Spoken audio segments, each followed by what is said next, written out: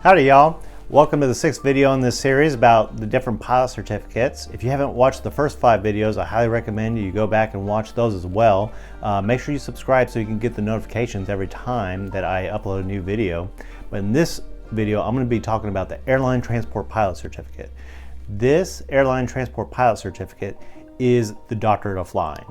Now, it's not a real doctorate. I have a real doctorate. I do not recommend you get a real doctorate. It's the worst decision for most people.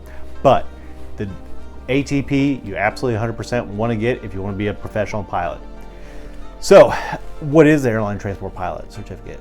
It's the highest echelon of pilot certificate you can get. It has the same privileges that a commercial pilot has that has an instrument rating, except for they can also serve as a captain at an airline. If you have no desire to be an airline captain, then or even work at an airline, you don't have to get your ATP. If you're going to be a corporate pilot, commercial pilot, be just fine.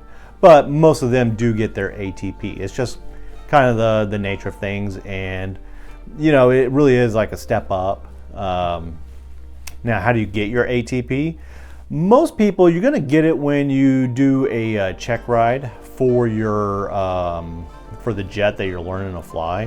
The ATP, even though it's the top pilot certificate out there, it's actually not that hard of a check ride because you're already an experienced pilot. You know how to fly an airplane really well. You're really good at instrument. So now you're learning to fly a jet, and flying a jet learning how to fly a jet for the first time, it is extremely tough. But then flying any jet after that, super easy. But every time you take a check ride or you learn a jet, you have to take a check ride for that jet. So typically when you go to take your check ride for your first jet, you'll probably have enough hours that you qualify for the ATP that you're just going to throw in the ATP check ride with that jet check ride. And so then you're just an airline transport pilot with the type rating in that type of jet. Now you're ATP and you're the doctor of flying. So, but yeah, so you want to be a captain airline, this is a certificate you're going to need. In fact, airlines, when they hire you, you're going to be a commercial pilot, they're just going to go ahead and get you the ATP check ride. Now, what does it take to actually what are the requirements to get your ATP? Well, you have to have your commercial pilot certificate with your instrument rating. You have to take a knowledge test, and then you'll also have to take what's called an ATP CTP course. And this is if you're going for the ATP for multi-engine. The ATP CTP course, it's like a week-long course. You're going to do some ground instruction. You're also going to go into a big simulator, which, even though it's for a jet, you're not getting the certification for the jet. It's for the ATP CTP course. So you do that ATP CTP course, and then you can take your knowledge test once you've completed that ATP CTP course. You have to have 1,500 hours of flight time total. And there's a whole list of like other requirements, like 500 hours cross country, 75 hours a night, blah blah blah. It's a full list. I'll make a separate video of that another time, so make sure you subscribe.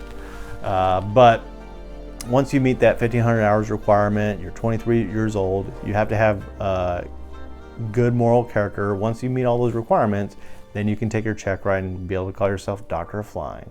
And remember, don't get a real doctorate. It's the worst. But yeah. Now, you might have heard me just say that good moral character. So to be an ATP, you have to have good moral character. What is that? Well, the FAA doesn't really define it. But the general consensus is no felony convictions. Now, does the FAA do criminal background checks? No. When you go to get your medical certificate, they'll ask, have you ever had a DWI or drug charge? In fact, I think there is a section on there that says, have you ever been convicted for a felony? In that case, yeah, you would say it. But the FAA never says you can't get your ATP if you did have a felony conviction. And these background checks only go back 10 years. So if it's been more than 10 years, you should be able to get it. But yeah, that's what it takes to get the ATP. So if you're at the point where you're ready to take your ATP check ride, then you've made it. So, all right. Well, in the next video, I'm going to be talking about the restricted ATP certificate. So make sure you stick around and watch that one. All right, take care. Bye.